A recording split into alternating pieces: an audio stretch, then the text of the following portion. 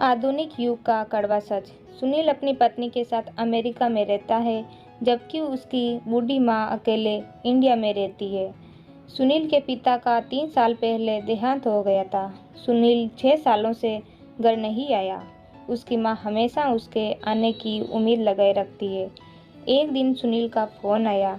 Sunil, hello माँ, कैसी हो? मैं कल इंडिया आ रहा हूँ। माँ, क्या सच?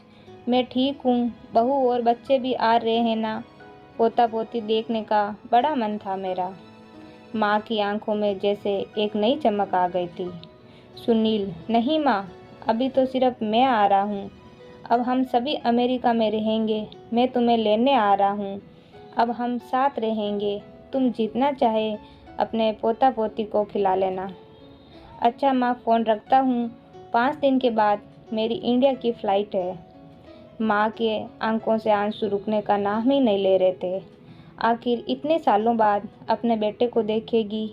बेटा 6 साल बाद घर लौट रहा था। 5 दिन बाद सुनील घर आया। माँ ने बहुत प्यार किया अपने बेटे को। उसका मनपसंद खाना बनाया गया। रात को खाना खाते वक्त सुनील ने माँ को बताया कि हमें जल्द ही वापस जाना है। उसे ज़्यादा दिन की छुट्टी नहीं मिली। सुनील ने कहा, माँ, जितना भी पैसा, जेवर और कीमती सामान है बांध लो। हम 2 दिनों के बाद अमेरिका चलेंगे। और हाँ माँ, कल मैं किसी प्रॉपर्टी डीलर से बात कर लूँगा मकान बेचने के लिए। माँ ने कहा, बेटा, मकान क्यों बेचना है? ये तुम्हारे पापा ने बहुत प्यार से बनवाया था। यहीं पर तुम्हारा बचपन बीता है। बहुत यादें हैं इस मकान से। सुनील ने कहा, माँ, जब हम सब अमेरिका चले जाएंगे तो मकान का क्या करेंगे? इसका ख्याल कौन रखेगा? ये तो बेचना ही पड़ेगा। बेटे की खुशी में ही माँ की खुशी थी, इसलिए माँ मान गई। बेटे ने मकान अच्छी कीमत पर बेच दिया और सब कीमती सामान लेकर 2 दिन बाद अमेरिका जाने के लिए माँ बेटा एयरपोर्ट पहुँच गए।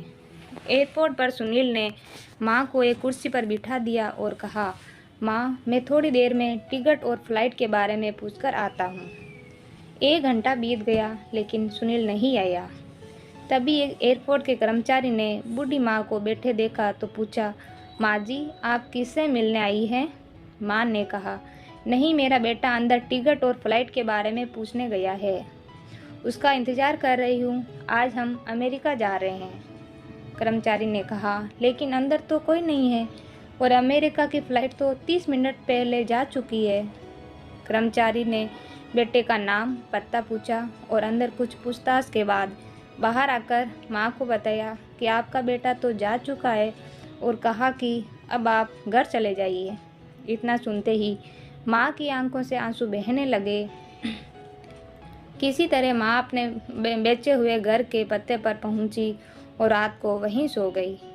जिस नए मालिक को वो घर बेचा था, सुबह वो आया और बूढ़ी माँ ने रोते हुए उसे अपना दुखड़ा सुनाया। मकान मालिक का दिल पसीज गया और उसने बूढ़ी माँ को एक कमरा किराए पर दे दिया।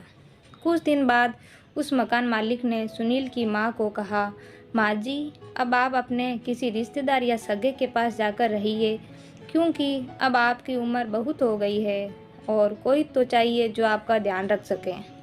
बूढ़ी माँ ने कहा, शायद मेरा बेटा अपनी माँ के बारे में सोचकर वापस आ जाए, तब उसका भी तो ध्यान रखना पड़ेगा। इतना सुनकर मकान मालिक भी रो दिए। माँ बेचारी अकेले में रोकर अपने बेटे को याद करती रह गई।